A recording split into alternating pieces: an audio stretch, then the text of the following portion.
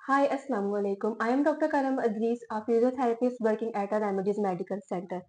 आज हम कंधों के एक ऐसे दर्द के बारे में पढ़ेंगे जो कि ना कि सिर्फ हमारी रात की नींद भी खराब करता है और साथ हमारे रोजमर्रा के काम में भी इफेक्ट्स आते हैं। इस कंधे का दर्द को हम लोग फ्रोजन शोल्डर कहते हैं और मेडिकल टर्म में इसको एडहेसिव कैप्सुलाइटिस भी कहा जाता है, मतलब कि हमारे कंधे का जकड़ जाना या अकड़ाव हो जाना। हमारे पास जो फ्रोजन शोल्डर की पेन होती है वो कहाँ से स्टार्ट होती है? आप लोग लेटरल एक्सपेक्ट ऑफ आर्म, इस वाली साइड पे आप लोगों को सिवियर पेन होती है। आप लोग अपना कंधा इस तरह हल्का सा भी नहीं उठा सकते हैं। नॉर्मली अगर हम लोग शोल्डर की बात करें तो हमारे पास शोल्डर बहुत ज्यादा मोबाइल जॉइंट है।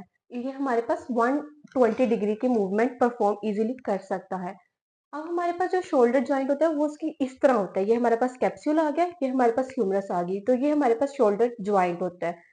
अब इस शोल्डर जॉइंट के अंदर हमारे पास साधारण अल्फाजों में कहा जाए तो एक फ्लूइड होता है। इस फ्लूइड की वजह से हम लोग फ्रिक्शनलेस मूवमेंट परफॉर्म कर सकते हैं। अब हम लोग डिस्कस करेंगे कि कौन सी ऐसी वजूहात है, रीजन है जिसकी वजह से हमारे पास फ्रोजन शोल्डर हो जाता है। सबसे पहले जो हमारे पास डायबिटिक लोग होते हैं उन लोगों में, बीपी के मरीजों में हो जाता है।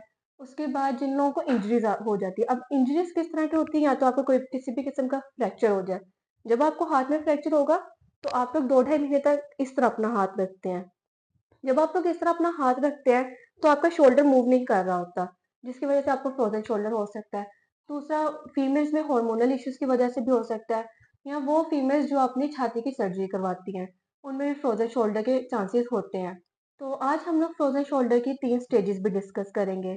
फ्रोजन शोल्डर की 3 स्टेजेस होती है। नंबर 1 हमारे पास freezing, number 2 frozen, number 3 recovery phase हो जाती है, जिसको हम थॉइंग फेज भी कहते हैं। अब जो हमारे पास फर्स्ट वन होती है फ्रीजिंग फेज, इसमें हमारे पास इन्फ्लामेशन और पेन होती है। हमारे पास नंबर 2 में आती है वो हमारे पास फ्रोजन स्टेज आती है। अब फ्रोजन स्टेज में क्या होता है? हमारे पास पेन और इन्फ्लामेशन तो सबसाइड होने लग जाती है, लेकिन हमारा कंधा जकड़ा जाता है। हम लोग अपने हाथ की बिल्कुल भी इस तरह की मूवमेंट नहीं परफॉर्म कर सकते। नंबर थर्ड में हमारे पास रिकवरी फेज आती है, जिसको हम लोग थॉइंग फेज कहते हैं। इसमें हमारे पास पेन खत्म होने लग जाती है, आप लोगों की स्ट्रेंथनिंग वापस गेन होने लग जाती है और आप लोगों की रेंज ऑफ मोशंस भी वापस से आने शुरू हो जाती हैं। तो अब हम लोग को ये स्टेजेस बताना इसलिए ज़रूरी था क्योंकि जिन लोगों को फ्रोज़न शोल्डर हो जाता है वो इस बात की बिल्कुल भी टेंशन ना लें कि हमें फ्रोज़न शोल्डर हो गया और ये खत्म क्यों नहीं हो रहा, हम जल्दी ठीक क्यों नहीं हो रहे हैं। क्योंकि फ्रोज़न शोल्डर अगर आप लोगों को हो जाता है ये ऑलमोस्ट 1 से 1.5 साल लेता है रिकवर होने में। इसका टोटल प्रोसेस ही ये है। तो उन लोगों को जिन लोगों को फ्रोज़न शोल्डर हो जाता है उन लोगों के लिए क्या एहतियाती तदाबीर है? अब नॉर्मली जब आप लोग बैठे होते हैं तो आप लोगों को ये देखेंगे कि आप लोगों का एंगल जो है शोल्डर का वो वर्टिकली है। इस तरह आप लोगों का शोल्डर एक ही साइड पे रहे, स्टिफनेस ज्यादा होने लग जाएगी। इस वजह से हमें जरूरी है कि आप लोग अपने शोल्डर को मूव करते रहें। तो जब भी आप लोग बैठे अपने कंधों के दरमियान में लाजमी पिलो रखें, और जब आप लोग लेटे तो कोशिश करें कि जिस साइड पे आप लोगों को फ्रोजन शोल्डर है उस साइड पे ना लेटे। मतलब कि अगर आपको राइट साइड पे है फ्रोजन शोल्डर तो आप लोग लेफ्ट साइड पे लेटे और राइट साइड के दरमियान में आप लोग ने पिलो लाजमी रखना है। अब हम लोग इसको आइडेंटिफाई किस तरह कर सकते हैं? जो फ्रोजन शोल्डर के लोग होते हैं वो इस तरह भी मूवमेंट नहीं कर सकते, इसको हम लोग एक्सटर्नल रोटेशन कहते हैं।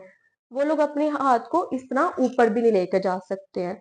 ये हमारे पास कुछ आइडेंटिफिकेशन हैं। अब हमारे पास नॉर्मली जो क्लिनिक में पेशेंट्स आते हैं, अब वो क्या प्रेजेंट करते हैं हमें? वो आके हमें कहते हैं कि हमसे नहाया नहीं जा रहा, हम अपने कमर पे साबुन नहीं लगा पा रहे हैं, हमारे कपड़े पहनने में मुश्किल हो रही है, हमें सोने में बहुत ज्यादा मुश्किल है, और तो और हमसे कंघी भी नहीं हो रही है। इसके अलावा हम लोग डायग्नोसिस क्राइटेरिया में एक्सरे वगैरह भी करवा सकते हैं। हम अब इसका ट्रीटमेंट और इसकी जो हमारे पास आइडेंटिफिकेशन होती है, मतलब जो टेस्ट होते हैं, वो हम इंशाल्लाह आप लोगों को अपनी अगली वीडियो में बताएंगे। तब तक के लिए अल्लाह हाफिज। Please kindly subscribe my channel, like and press the bell icon. जजाकल्ला खैर।